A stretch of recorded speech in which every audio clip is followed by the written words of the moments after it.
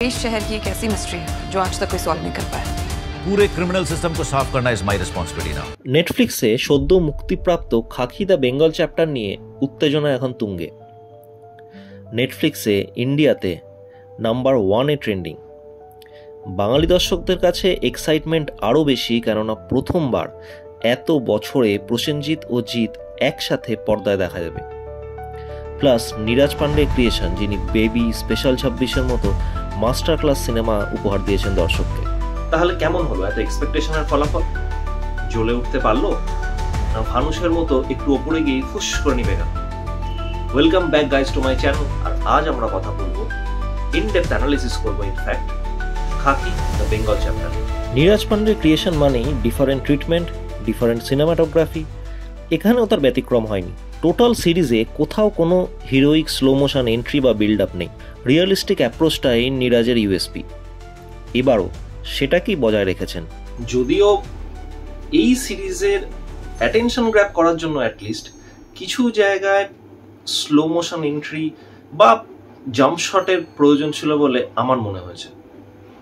কেননা শেষের দিকের একটু টুইস্ট ছাড়া আর মাঝখানের একটা মোচড় ছাড়া বাকি গল্পের প্রেডিক্টেবিলিটি খুব সহজ।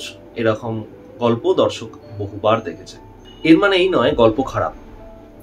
পলিটিশিয়ানদের সাথে অ্যান্টি সোশ্যালদের সম্পর্ক সমীকরণ যুগ যুগ ধরে ছিল, আছে, থাকবে। যারা কিছু বদল আনতে চায় তাদের এই সিস্টেমের ভেতরে থেকেই কাজ করতে হয়, এবং তাতে কি বাধা আসে এবং মোকাবিলা কি করে করে তাই এই গল্পের মূল বিষয়বস্তু। ইললিগাল হিউম্যান অর্গান এবং স্কেলিটন বিক্রির যে ঘটনা দেখানো হয়েছে, এবং অনেকে সেটাকে ফিকশনাল বলেছে, একটু রিসার্চ করলেই দেখবেন একটা সময় সত্যি কলকাতা সারা বিশ্বের সবচেয়ে বেশি স্কেলিটন সাপ্লায়ার ছিল। এই ইনফোটাকেই ব্যবহার করেছেন রাইটার সম্রাট চক্রবর্তী। এবার আসি অভিনয়। তবে মাঝখানে শুধু বলবো, যারা এখনো চ্যানেলটিকে সাবস্ক্রাইব করেননি অতি অবশ্যই সাবস্ক্রাইব করবেন, এতে আমাদের মনোবল বাড়ে। বড় নামেদের আগে আসবো ঋত্বিক ভৌমিকের কাছে। বন্দিশ ব্যান্ডিটের কালচার, মিষ্টি মিষ্টি লাভার বয় ইমেজের থেকে 180 ডিগ্রি উল্টো এই ক্যারেক্টার, এবং অভিনেতা হিসেবে এটি একটি বড় পদক্ষেপ। অভিনেতা হিসেবে যে রিস্ক তিনি নিয়েছেন সেটা কিন্তু এই ওয়েব সিরিজে সম্পূর্ণভাবে সম্মানের সাথে পাস মার্কস। অভিনেতা হিসেবে এটা ঋত্বিকের বড় পদক্ষেপ, এবং নিজের অভিনয় দক্ষতা প্রমাণ করেছেন এই সিরিজে। শাশ্বত চ্যাটার্জির আন্ডারে থাকা তোরা দুজন নাকি বাগার লেফট অ্যান্ড রাইট, তার ডান হাত ও বাঁ হাত ঋত্বিক এবং আদিল জাফর খান। Ritwik brain, Adil muscle. ঋত্বিক এরকম চরিত্রে সত্যি সারপ্রাইজ প্যাকেজ। তার ক্যারেক্টারের লেয়ার্সগুলো অথার ব্যাকিং এবং তা জাস্টিফাইড করেছিল। এই সিরিজে তার কাছে না ছিল কোনো বড়সড় ডায়লগ, না কোনো এমন ক্যারেক্টার ট্রেট যাতে দর্শকের তাকে ভালো লাগে। তা সত্ত্বেও শুধু বডি ল্যাঙ্গুয়েজ, চোখের চাহনি, অভিব্যক্তি, এইসব দিয়ে তিনি একটি সার্থক ভিলেনে পরিণত হয়েছে। তবে পুরো সিরিজের সবচেয়ে বড় সারপ্রাইজ প্যাকেজ আদিল জাফর খান। আরজে থেকে অভিনয়ের এই রাস্তা সুন্দরভাবে নিজেকে ঘষে মেজে তৈরি করেছে আদিল। সেটা প্রতিটা ফ্রেমে বোঝা যাবে তার অভিনয় দেখলে। শাশ্বত চ্যাটার্জিকে নিয়ে নতুন করে কি বলবো। প্রসেনজিৎ চ্যাটার্জির সঙ্গে বিশেষত তার যে সিনগুলো ছিল সেখানে দুজনেই একে অপরকে যা টেক্কা দিয়েছেন সেটা দুর্ধর্ষ। বাঘা গুন্ডার কাস্টিং হিসেবে শাশ্বত চ্যাটার্জি পারফেক্ট, এবং তার ডান হাত আর বাঁ হাত হিসেবে ঋত্বিক এবং আদিলকেও দুরন্ত অভিনয় বার করে নেওয়া হয়েছে তাদের থেকে। ছোট পরিসরে পরমব্রত চ্যাটার্জি বুদ্ধিদীপ্ত কপ হিসেবে একদম মানানসই। জিৎ অনেক দিন বাদে তার জিৎ সুলভ আচার আচরণ থেকে বেরিয়ে চরিত্র অনুযায়ী অভিনয় করেছে, যেটা সত্যি রিফ্রেশিং। লুক চেঞ্জটাও যথাযথ। অনেস্ট ডেয়ারিং কপ হিসেবে স্বাচ্ছন্দ্যভাবেই উতরে দিয়েছেন। তবে প্রসেনজিতের সাথে যে সিনগুলো তার ছিল সেখানে তার অভিনয় একটু লিমিটেড লাগে। এই জায়গাটায় রাইটারের উচিত ছিল জিৎকে কিছু ডায়লগস দেওয়ার বা কিছু অভিনয় করার স্পেস দেওয়ার।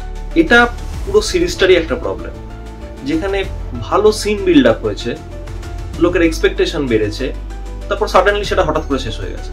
প্রসেনজিৎ চ্যাটার্জি বা বুম্বাদার বিষয়ে তো আর নতুন করে কিছু বলার নেই। কোরাপ্ট, পাওয়ারফুল, কিংমেকার পলিটিশিয়ান হিসেবে তার চরিত্রে তিনি একদম অ্যাপ্ট। জিতকে সিম্ফনির নামে পলিটিক্যাল সিস্টেম বোঝানোর যে সিনটা, সেখানে উনি বুঝিয়েছেন উনি কোন মাপের অভিনেতা। এছাড়া সাইলেন্ট অ্যাক্টিং এর ক্ষেত্রে বা শুধু চোখ দিয়ে অ্যাক্টিং এর ক্ষেত্রে কারেন্ট বাঙালি যতগুলো হিরো আছে তার মধ্যে আবির চ্যাটার্জিকে বাদ দিলে এখনো তিনি সেরা।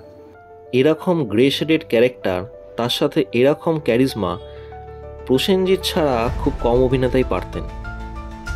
এছাড়াও শুভাশিস মুখোপাধ্যায়কে অনেকদিন বাদে অন্যরকম চরিত্রে ভালো লেগেছে। আকাঙ্ক্ষা সিং নতুন ডিসকভারি, খুব ভালো ন্যাচারাল এবং সাটেল অ্যাক্টিংয়ের পরিচয় দিয়েছেন। মিমো অনেক পরিণত, কিন্তু চেহারা এবং ভয়েস তার প্রবলেমেটিক রয়েই গেছে। চিত্রাঙ্গদা খুবই ভালো অভিনেত্রী, মন্দ করেননি, কিন্তু তার সেই অভিনয়ের ধার এই সিরিজে মিসিং। এত কিছু যখন ভালো, তাহলে সিরিজটাও কি এতটাই ভালো? আসলে টান টান থ্রিলার বা টুইস্টে ভরা থ্রিলার দেখে যে দর্শক অভ্যস্ত হয়ে গেছে, তাকে অত্যধিক রিয়েলিস্টিক এবং সিনেম্যাটিক এই দুটোর মাঝখানের একটা খিচুড়ি কিছু দিলে সেও কনফিউজড হয়ে পড়ে।